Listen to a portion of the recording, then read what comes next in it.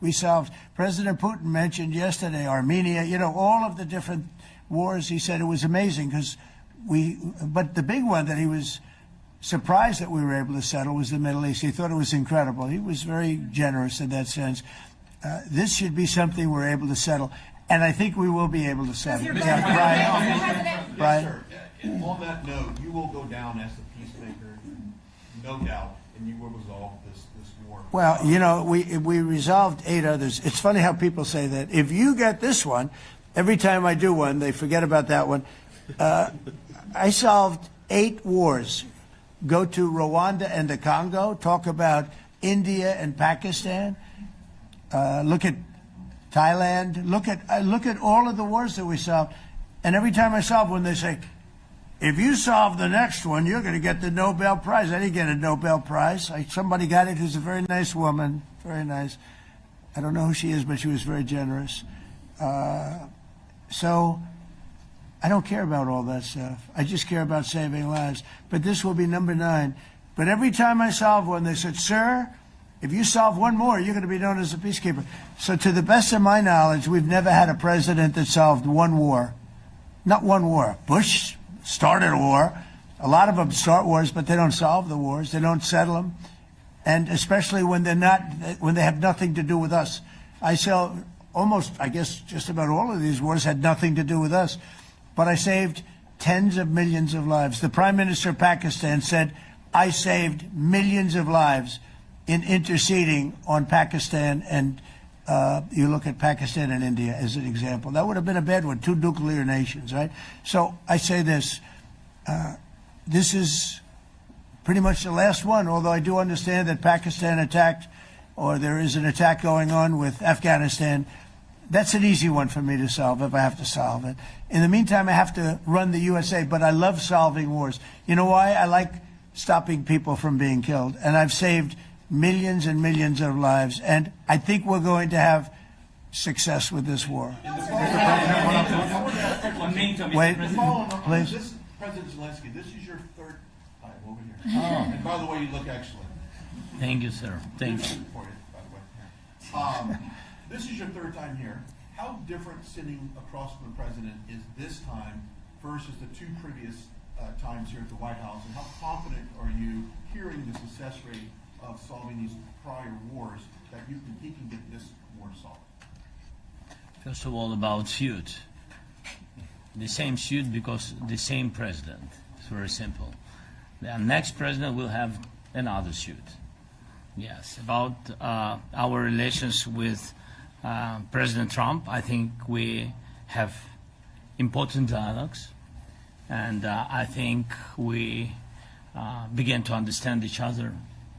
Yes, and I know that President is briefed very well about situation in the battlefield, and he knows a lot what's going on the battlefield in Ukraine, and I think it really helps when you know a lot of things, a lot of details about one or another war.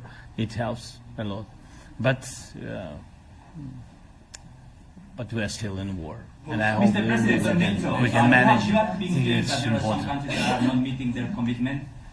You pointed out Spain. They said that it's impossible. No, Spain has not come through. No, Spain has not been loyal to NATO.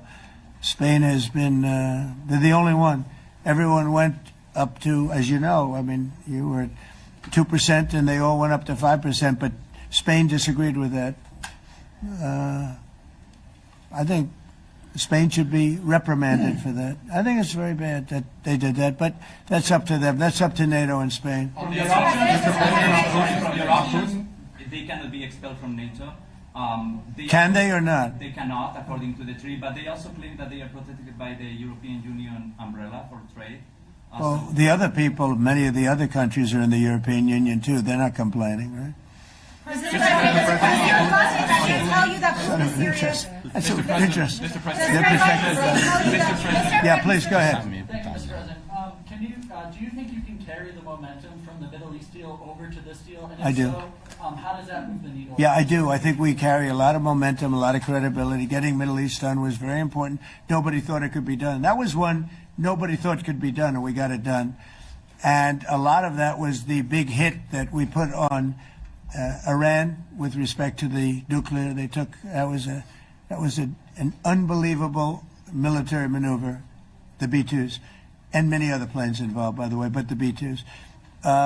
Yeah, I think nobody expected that to happen, and we had 59 countries involved, and these were countries very diverse. You had Arab, Muslim, Jewish. You had every country, Christian. You had every country, and many countries involved, and we got that done, and we got it done pretty swiftly after we set the table properly. We had to set the table properly. This should be one that we get done, and I think the table is set properly here now, too. And it'll be a great honor. It'll be a great honor to get it done. And the Ukrainian people are great, and the Russian people are great. And obviously, they have much in common, as we understand. They have a lot in common. So it'll be a great honor to get it done. Yeah. On Venezuela, there are survivors from your latest boat strike. What happens to those survivors? Well, I'll ask Marco to discuss that possibly. Yeah, it's well known there's an ongoing narco-terrorist operation the United States has been conducting. As far as details of any recent strikes, we're not prepared here to announce all those details, but you'll get that information here very shortly. And how are there survivors when these are meant to be lethal attacks? Yeah, again, I mean, we're undertaking these operations against narco-terrorists. That's what these are. These are terrorists. Let's be clear. And but as far as the details of any recent operations, when we are prepared to announce those, we will, as the president has consistently done. So you may get something on that later today. Let me ask you, that was in a submarine, right? We attacked a submarine, and that was a drug-carrying submarine built specifically for the transportation of massive amounts of drugs. Just so you understand, this was not an innocent group of people. I don't know too many people that have submarines, and that was an attack on a drug-carrying, loaded-up submarine. Yeah. On Putin, is it your belief, as Mr. Zelensky said yesterday, that the threat of tomahawks and costs, as Secretary Hicks had put it, is that bringing him to the table, the fact that it's kind of a carrot and stick? I don't know what's bringing him to I think he wants to make a deal, that's all. I can't tell you what's bringing him. Sure, that's the threat of that is good, but the threat of that is always there. Tomahawks are very dangerous weapons. They're incredible weapons. If you like warfare, it's one of the most accurate. We hit 30 Tomahawks in Iran after the B-2s did their damage. We sort of gave it a little capper with 30 Tomahawks from a submarine, quite far away actually, but they're an amazing weapon. They're a very powerful weapon, but they're a very dangerous weapon, and it could mean big, escalation. It could mean a lot of bad things can happen.